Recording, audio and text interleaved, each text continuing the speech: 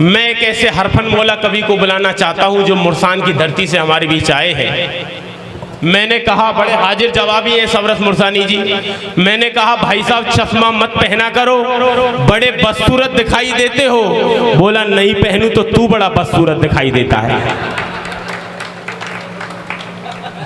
मैंने कहा भाई साहब, एक दिन यात्रा कर रहा था इनके साथ, मैं एक दिन भिवानी गया तो मुझसे बोले मोहित मेरे 12 साल की उम्र से मैंने चश्मे पहने हुए हैं। इन्होंने गर्वोक्ति में कहा। मैंने कि भाई साहब तो आप बहुत करियर पे फोकस रहे होंगे, आपने लाखों किताबें पढ़ी होंगी। बोला ना ना ऐसा कुछ नहीं है। मैंने की तो फिर क्या बात है। इन्होंने मुझे हंस जी की 2 पंक्तियां सुनाई जो इनकी भूमिका में मैं कहना चाहता हूँ। इन्होंने मुझसे कहा कि हम जब प्यार में धुनी रमा लेते हैं, फिर जैसे भी हो काम चला लेते हैं, ख्यालों की जरूरत ही नहीं पड़ती हमें, हम नैनों से ही प्यास बुझा लेते हैं।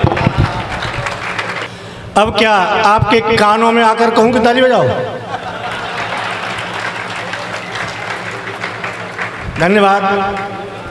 परम आदरणीय हमारे भारद्वाज जियो और परम आदरणीय हमारे कवि पाठक जियो और परम आदरणीय हेडमास्टर जियो और परम आदरणीय सभी श्रोता जियो और परम आदरणीय मैं जियो। खींच लो और खींचो 2-3।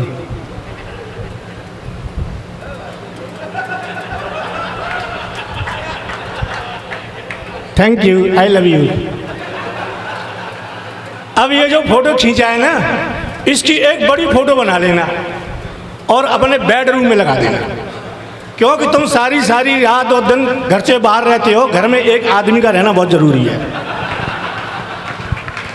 और मैं तो ये कह रहा हूँ, कैमरा उसके भी पास होगा। वाह, इसकी आवाज से करो। स्वागत है।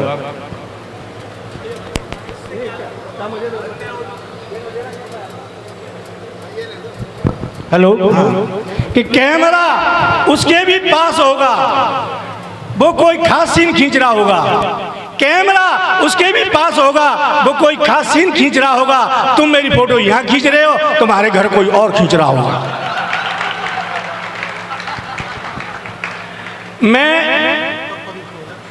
मैं ताली वाली बजाने के लिए नहीं कहता हूँ। कभी आएंगे ताली बजाओ, ताली बजाओ। भाई तुम्हारे नौकर हैं क्या ये? ताली बजाने आए? तुम्हें दम होगा तो अपने आप बजवा लोगे। तो इसलिए मैं ताली वाली के लिए नहीं कहता हूँ। आजकल मैंने ताली बजाने का एक कोड वर्ड बना रखा है। जब मैं ऐसे करूँ समझ लो ताली बजानी है। एक बार रिहर्सल करते हैं।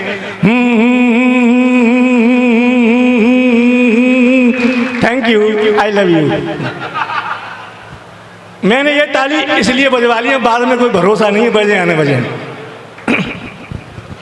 मैं 3 तरह के गीत सुनाता हूँ, सुर के, असुर के, ससुर के। मैं हास्य का कवि हूँ। बहन जी ने गजल सुनाई, इन्होंने बीर सुनाया और उससे पहले वो कुत्ता भौंक रहा था। नहीं, मैं सुनहरी लाल से नहीं कह रहा हूँ। अच्छा, मैंने भी एक कुत्ते का पिल्ला पाल रखा है। आज कुत्ते की बात बहुत हुई है, इसलिए मैंने पिल्ला पाल रखा है। वो जब्बू पिल्ला। उसके बाल है ना जमीन तक लटके रहते हैं। उसमें तो पता लगे सारे जमीन पे जहाँ बैठ जाए बाल ही बाल दिखाई नहीं देता है कहाँ बैठा है। अब ये सुनहरी लाल तुरंत पहुंचे। आय हाय, कितना प्यारा कुत्ता है, कितना प्यारा पिल्ला है, मन कर रहा हूँ इसे चूम लूं। उनके चूम ले। अब बैठे पिल्ला के पास, बोले ओए ओ मैंने कहा सुनहरी लाल, जिधर इस पिल्ले को चूम रहे हो इधर उसका मुंह है ही नहीं। जोरदार ताली।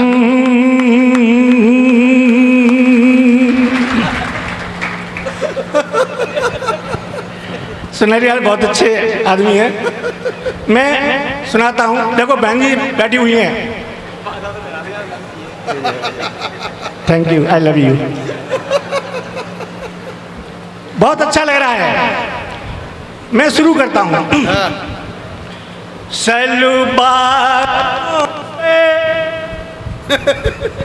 सलूबारों पे धन फूंक शलवारों पे धन फूंक दिया, जुल्फों में खुद को फंसाया है, तब कहीं जाकर ये ब्याह मैंने तेरे संग रचाया है। शादी जो करी तुझ जैसी से कितना अकल का कच्चा था, शादी जो करी तुझ जैसी से कितना अकल का कच्चा था, अब समझा फेर लगा करके तुझसे तो रड़ुआ ही अच्छा था।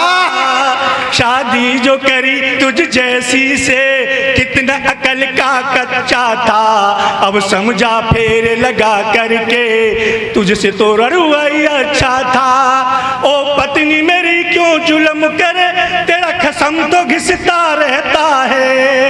ओ पत्नी मेरी क्यों जुल्म करे, तेरा खसम तो घिसता रहता है। तेरे बेलन की इस चक्की में ये हरदम पिसता रहता है। तेरे बेलन की इस चक्की में ये हरदम पिसता रहता है। तेरी चप्पल से पिट जाऊं, तेरी सैंडल से मिट जावा, तेरी चप्पल से पिट जावा, तेरी सैंडल से मिट जावा, मत इतना मुझको मार तू। ओ, ओ,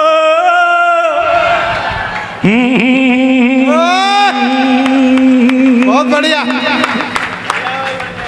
thank you, I love you. I love you too. हाँ, आई लव यू 100। देखो मैंने एक नया गीत बनाया है, अभी अभी बनाया है, वो सुने आप। ये बीरस के कवि वो बहन जी गजल सुना रही थी। अच्छा एक बात बताऊं, ये जो गीत और गजल लिखते हैं इनमें दिमाग नहीं होता है। बिना दिमाग के गीत गजल लिखेंगे और फिर कहेंगे माइक पाके, भाइयों इस गीत को ध्यान से सुनना, क्योंकि मैंने ये हृदय से लिखा है। मैंने कहा भैया, मैंने कहा फेफड़ों से लिखा है। भाई मैंने भी हृदय से लिखा है? अच्छा जो बीरस के कवि हैं वो लड़ाई दंगे का काम करते हैं, न लड़ाई हो तो लड़ाई करवा दें, और जो गीत लिखते हैं वो पिटने का काम करते हैं। बीच चौराहे पे पिट जाए तो मैं दोनों से बचकर रहता हूँ। मुझे अच्छा, देखो सामने बहन जी कितना अच्छा मुस्कुरा रही हैं। एक कवि सम्मेलन में तो मैं गया, एक महिला बैठी सामने, मैंने खूब जोर लगाया, वो हंसी नहीं। क्यों? कि बार बार घूरे मुझे एक महिला मंच पे, मैंने कहा बहन जी बीमारी तुमको कैसी है। बार बार घूरे मुझे एक महिला मंच पे, मैंने कहा बहन जी बीमारी तुमको कैसी है। हंसो नहीं बिल्कुल, ताली भी बजाओ नहीं, मेरी कविता की कर दी तुमने ऐसी तैसी है। मेरी कविता की कर दी तुमने ऐसी तैसी है। महिला बोली देख तुझे गुस्सा बहुत आ रहा है, पर क्या करूं मेरी तकदीर ऐसी है। मन करता है 2-4 हाथ धर दूं, क्योंकि तेरी ये सूरत बिल्कुल मेरी सास जैसी है।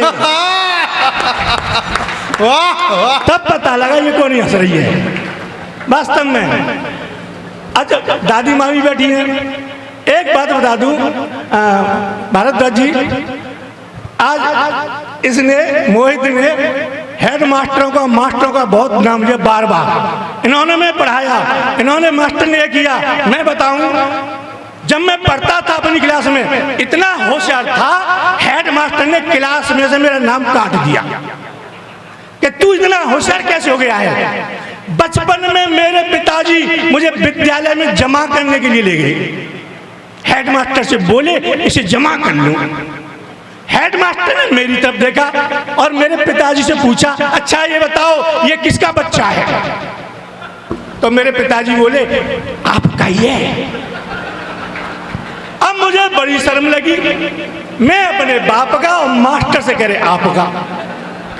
ओ मैंने शर्म से नीचे को गर्दन कर ली। हेडमास्टर मुस्कुराया, मेरी तरफ देखा और बोला बताओ ये किसके पिताजी हैं। मैंने कहा आपके ही हैं। हेडमास्टर गुस्सा हो गया, ले जाओ इसे मेरे पास ले जाओ, इसे तो कोई गधा ही पढ़ा सकता है। मेरे पिताजी बोले इसीलिए तो मैं तुम्हारे पास में लेके आया था।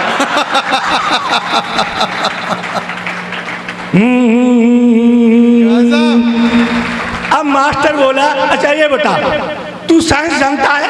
मैं जानता हूँ। बोले बता।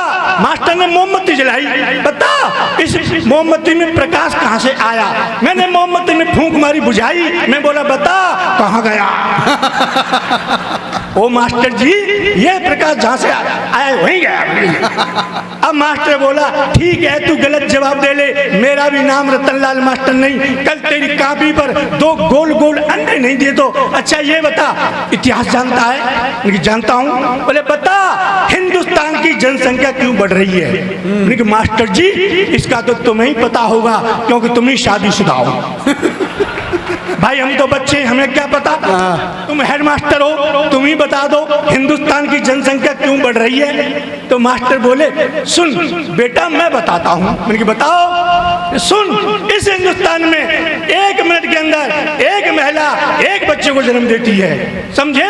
इस हिंदुस्तान में 1 मिनट के अंदर एक महिला एक बच्चे को जन्म दे रही है। मैंने कहा मास्टर जी वो कौन सी महिला है जो 1 मिनट में एक बच्चे को जन्म दे रही है? क्या उस महिला को मुझे दिखाओगे?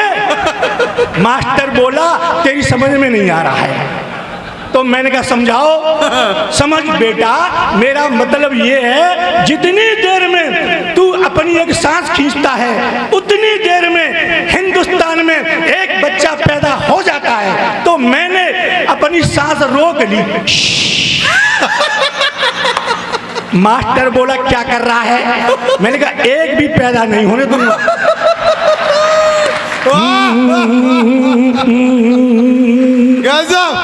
मैंने एक भी पैदा नहीं होने दूंगा।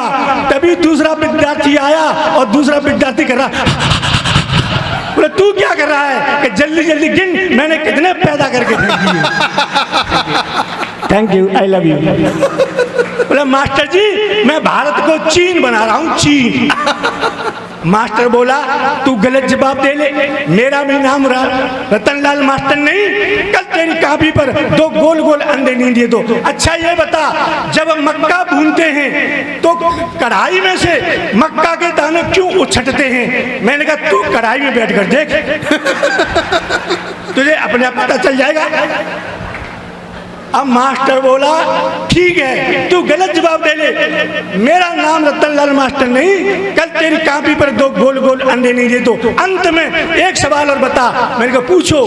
बोले बता महिलाएं अपनी मांग में सिंदूर क्यों भरती हैं? मैंने कहा मास्टर जी महिलाएं अपनी मांग में इसलिए सिंदूर भरती हैं लोगों को पता चल जाए इस प्लॉट की रजिस्ट्री हुई है।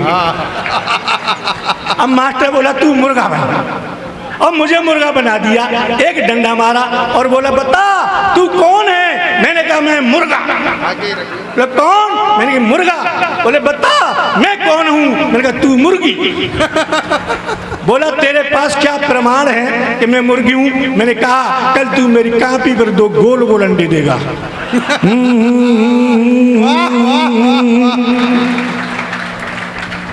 ये बीरस की कविता सुना रहे थे। ये मोहित बोला सबरत जी तुम बीरस की कविता नहीं लिख सकते, क्यों? तुम हंस के कवि हो। जब चैलेंज किया उसने तो मैंने बैठे बैठे मंच पर अभी 1 लाइन की कविता लिखी है। 1 लाइन की कविता संसार में कोई कवि नहीं लिख रहा है और न लिख पाएगा, और लिख भी लेगा तो मेरा क्या करेगा? 1 लाइन की कविता देख लें। बीरस का कवि आएगा 6 छंद सुनाएगा, 1 घंटा खा जाएगा, और मैंने 1 लाइन की कविता लिखी है। देखें आप तो पीछे रहना। कि ए चीन ए पाकिस्तान, ए चीन ए पाकिस्तान तुम कुछ भी करो अंत में मरोगी। सीधी बात है भाई, कुछ भी कर लो मरोगे तुम तो। हिंदू मुस्लिम सिख ईसाई भारत जी ये कभी सुधर नहीं सकते। क्यों? इन्हें नेता नहीं सुधरने देंगे। तो फिर इन्हें कौन सुधारेगा? 2 लाइन देखें, हिंदू मुस्लिम सिख ईसाई इनको सुधारे इनकी लुगाई, केवल इनकी लुगाई को सुधार सकती हैं। बहुत अच्छा लग रहा है। मेरे कान में कह गए हैं कि समय का ध्यान रखो, और मैं आदरणीय समय का ध्यान रखता हूँ, समय की कीमत जानता हूँ। और सच में समय की कीमत तो उससे पूछो जिसे बहुत जोर की आ रही हो और अंदर वाला बाहर नहीं निकल रहा हो, वो जानता है समय की कीमत तो। कुछ महिलाएं मुझे घूर रही हैं। मैंने तो अपनी पत्नी से कहा, देवी मैं एक फिल्म बना रहा हूँ, तू हीरोइन बनेगी? बोली हाँ बनूंगी, लेकिन काम क्या करना पड़ेगा? मैंने कुछ नहीं, वो नदी है ना, वहाँ जा कर के गर्मी में ठंडे पानी में 1 घंटे नदी के पानी में खड़े रहना है, कैमरामैन तेरी शूटिंग करेगा। बोली इतना तक कर लूंगी, तुम्हारी फिल्म का नाम क्या है? मैंने कहा मेरी फिल्म का नाम है गई भैंस पानी में। अरद्दा जी विश्वास करो, कुप्पा होके घर बैठ गई, बोली नहीं, बिल्कुल नहीं बोली। और 7 दिन बाद बोली, मैं एक फिल्म बना रही हूँ, तुम हीरो बनोगे? उम्र की बनूंगा, काम बता। बोली कुछ नहीं, वो नदी है ना, नदी से घर आना है, घर से नदी पे, नदी से घर पे, घर से नदी पे। तो मैंने कहा तेरी फिल्म का नाम क्या है? बोली धोबी का कुत्ता, घर का न घाट का।